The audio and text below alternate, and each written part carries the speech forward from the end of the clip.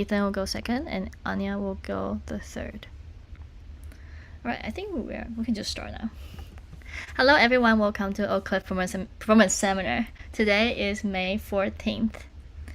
We have 3 performers today. They are ready and excited to share their music with all of us. Well, hopefully. Welcome to our first performer.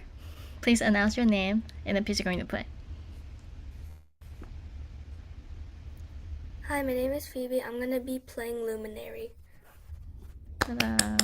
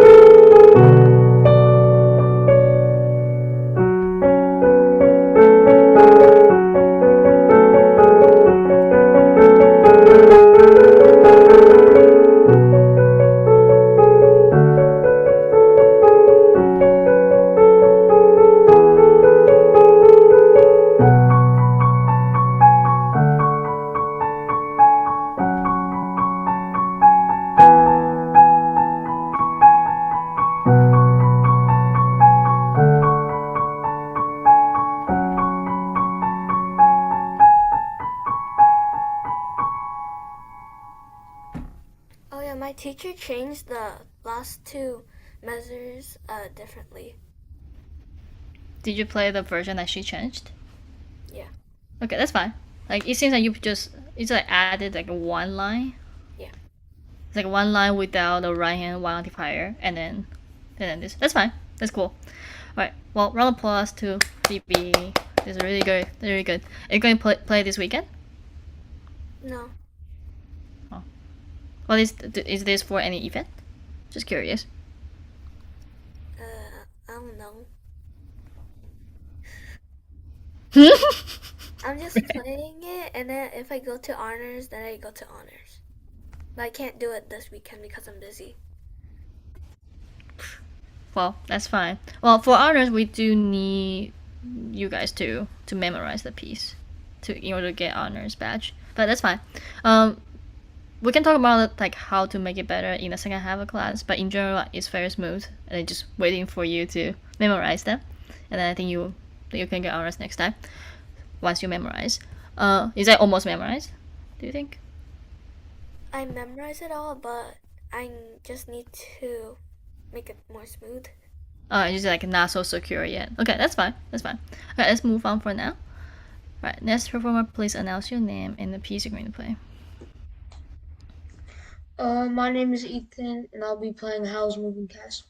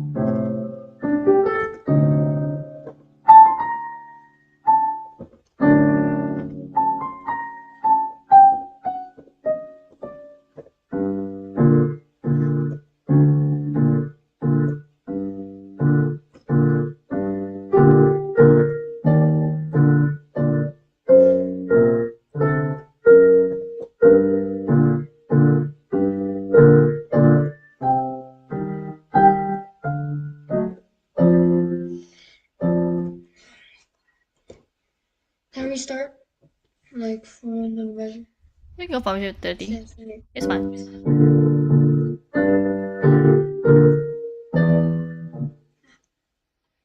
So measure. Okay.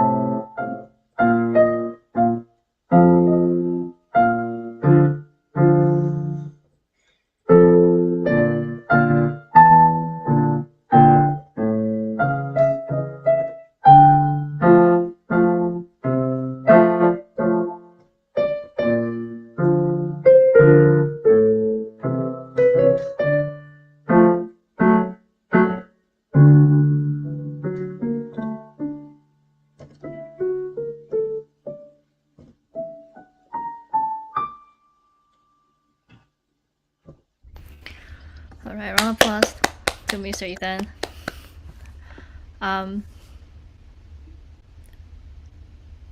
I feel bad that whoever wrote this arrangement. Do you know who wrote it? You. Yes, and my original purpose was to torture my students. I'm sorry. It turned out I'm torturing you. Yeah, I was like, okay, let me see how do I do to, because I want to.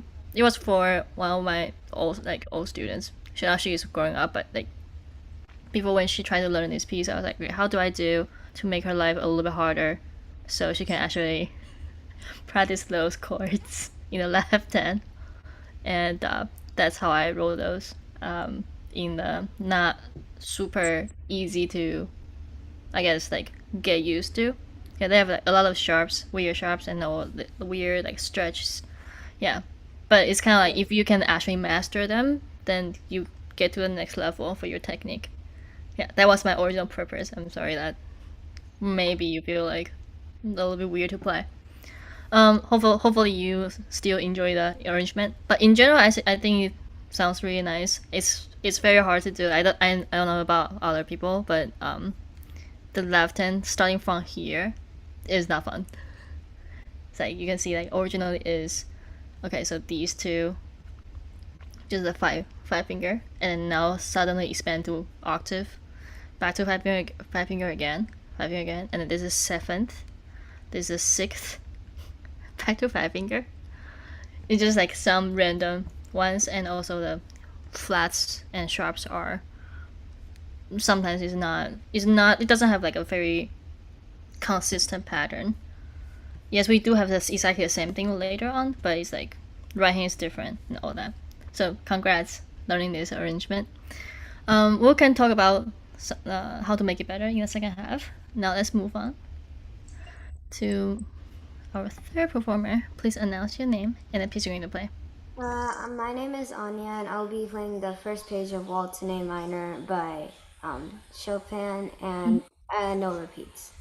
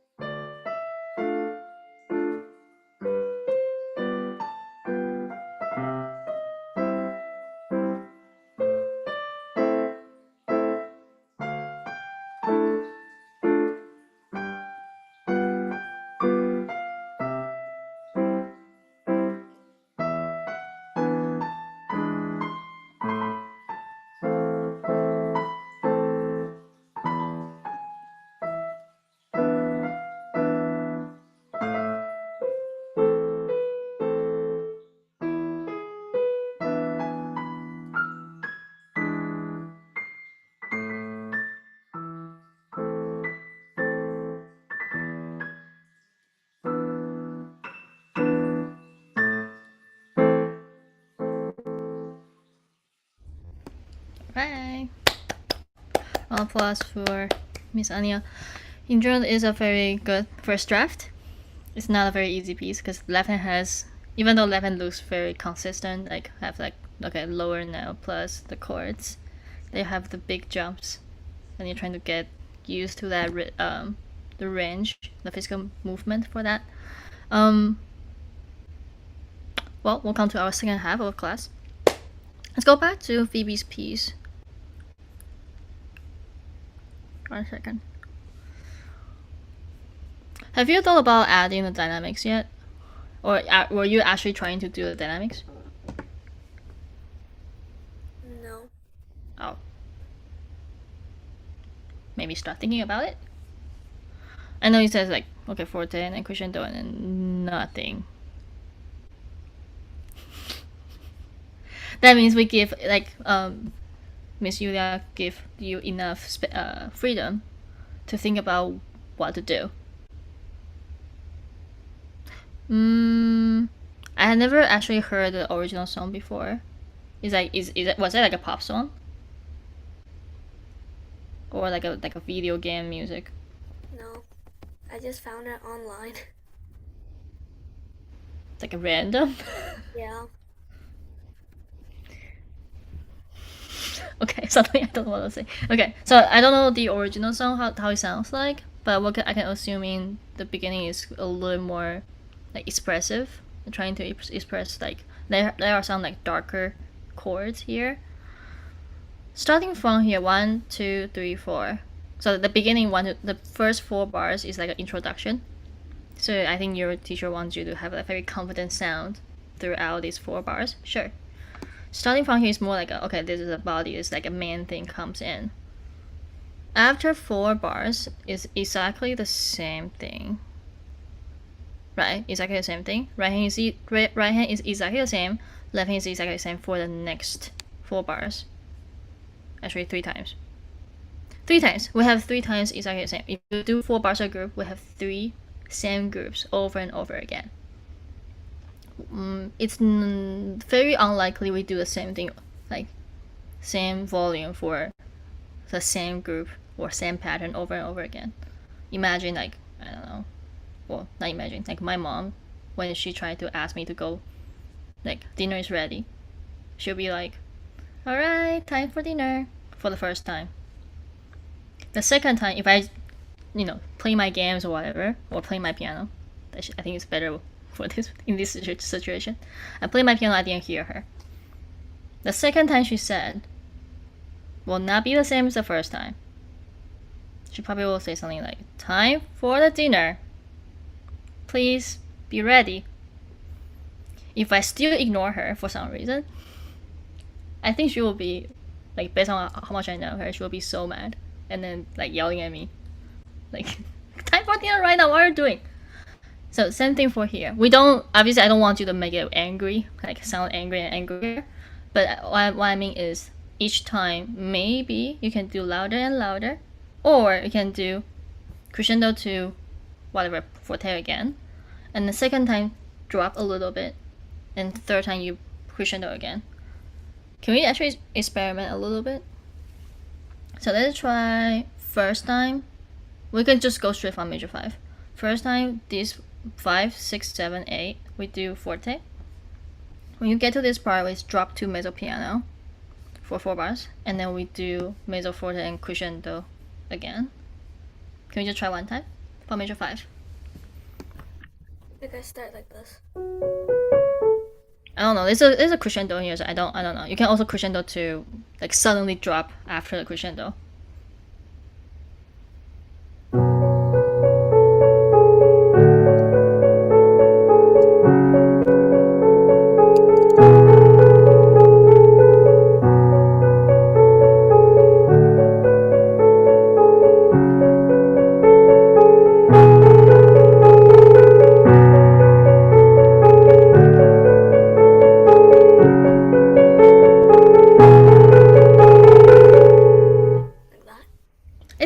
Is more storytelling now. It sounds like you are traveling instead of just walking, like at the same place. It sounds more like okay, there's ups and downs. You're traveling like a trip, in my opinion.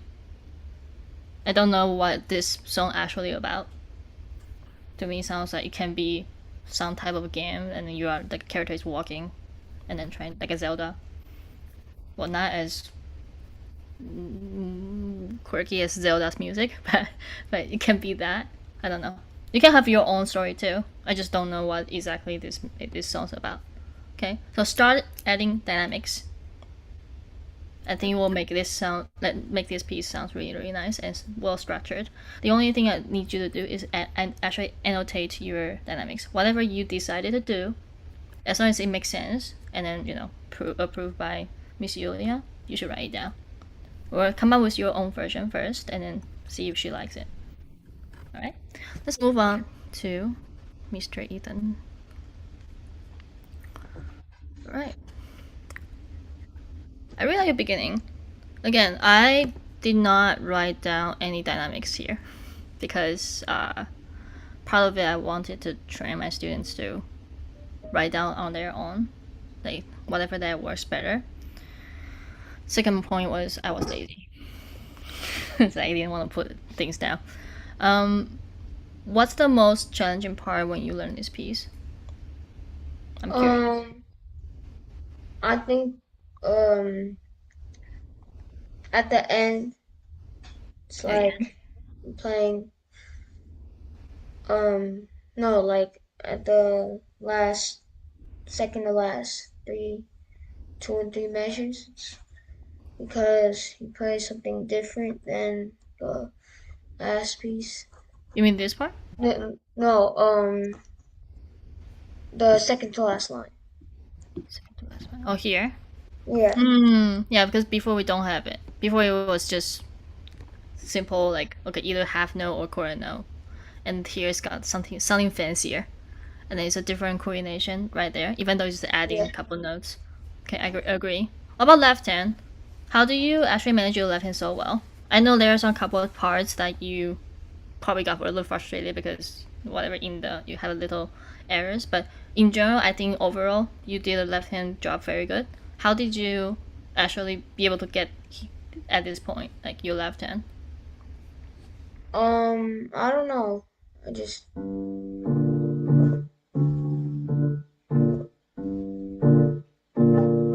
then I just kind of memorized it. Yes. Okay. Yeah, that's why I try to tell my other students to like whoever playing this piece, the easiest way to actually grab this piece like as efficient as possible is actually memorize your left hand. If it's hard to memorize your left hand, at least try to memorize the lowest note. And then memorize these bass notes, how they go. And then try to sing with it too. That will be like much easier. I don't know if have you just played the bass note on your own? No? Yes? No, I don't think so. Okay. There's something you can try, like to solidify. Right now it sounds pretty good already, but yeah, I remember during this part, like around here, you got a bit confused. So maybe you try that one time. Another thing is block chords. Block chord practice will be very helpful in this sense. If your hand is big enough to play these 3 notes, play it together. If it's not enough, that's fine. You can just it sounds fine. Sounds like you have pretty big hands. Yeah, you're fine. Yeah, try to play it with like together, so you will not just getting the hand shape, you're also getting the finger numbers that you should use for the chord. Speaking of right hand, because I didn't write down any slur or whatever it's supposed to be, like you can, if you heard the original song, this is one sentence. Da da dee bum ba da dee da dee. Sorry for my terrible singing. And then da dee da da da dee da. And then so each phrase this is a longer one. Each phrase you can shape them with your right hand. That will be the next step. You crescendo to the highest point. Da da dee dum, and then you drop a tiny bit at the end. And you restart to building up again. You can do even more. So first time you maybe crescendo to mezzo, so forte-ish, from mezzo piano to mezzo forte, and then second time you can go from mezzo piano 0.1 to mezzo forte 0.2, something like this, like a little bit more, not as good, not as loud as forte. Can you try one time, just right hand? Okay, so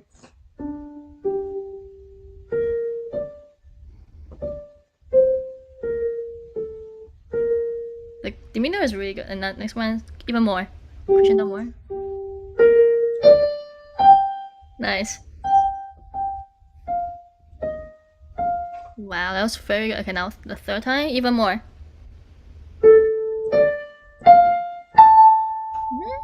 And then maintain there.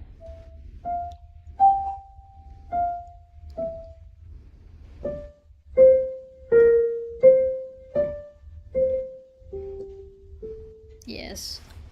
All of your diminuendo sounds really natural and very well controlled. The only thing is like the third time, because it's kind of stay up there quite a while for 1, 2, I would say like 3.5. You can probably maintain like crescendo to, I would say, forte this time, and then kind of stay there, and then start dropping to maybe mezzo forte around here, and then do the diminuendo.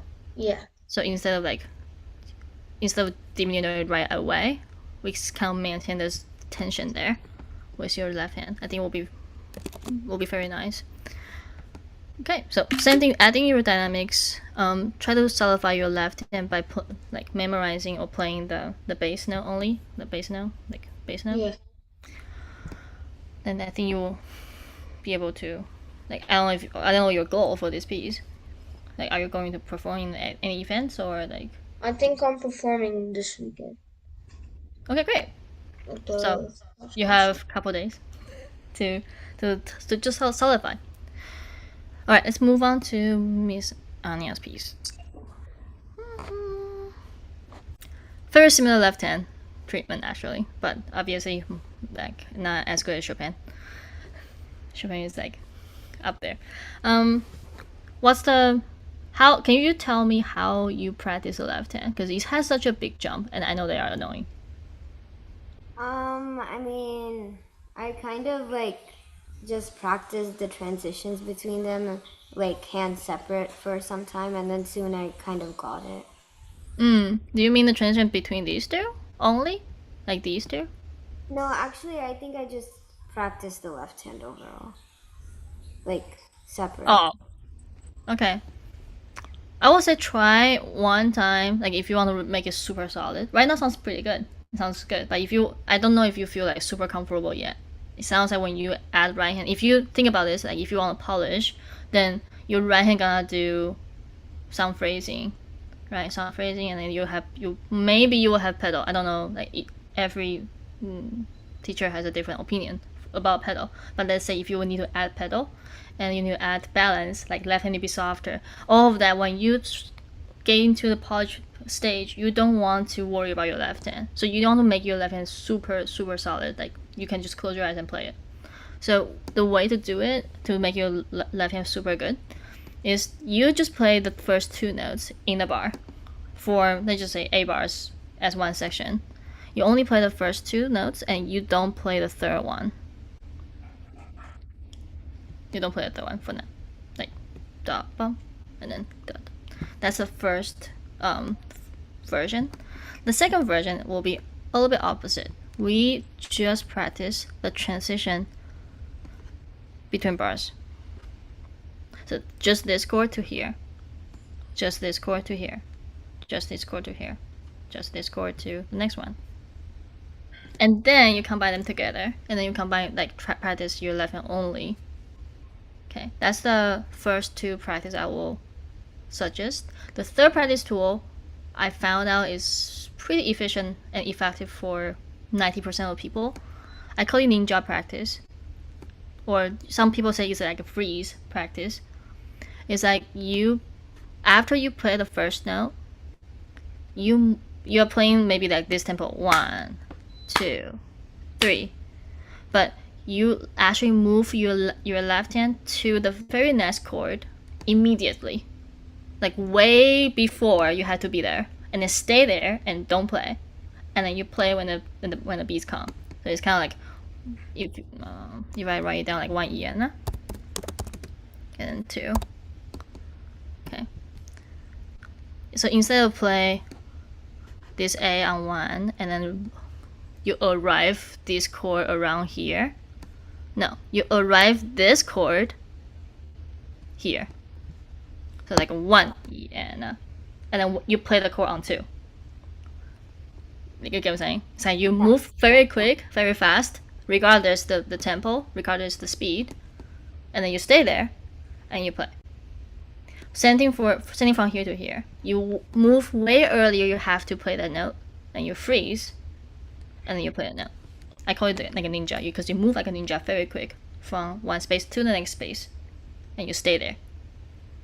Yeah, that's one thing that if I found out like very very helpful to make your left hand like super solid.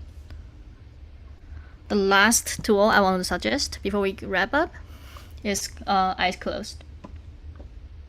Obviously, I don't need you to play the whole page eyes closed, but in the short amount of session, you should be able to try eyes closed and feel the range. So instead of like looking at it, you actually need to pay attention to your muscle memories, your movement, how much I move my arm. All right, well, time to go. But thank you all for sharing your music with me today and working with me, and I will see you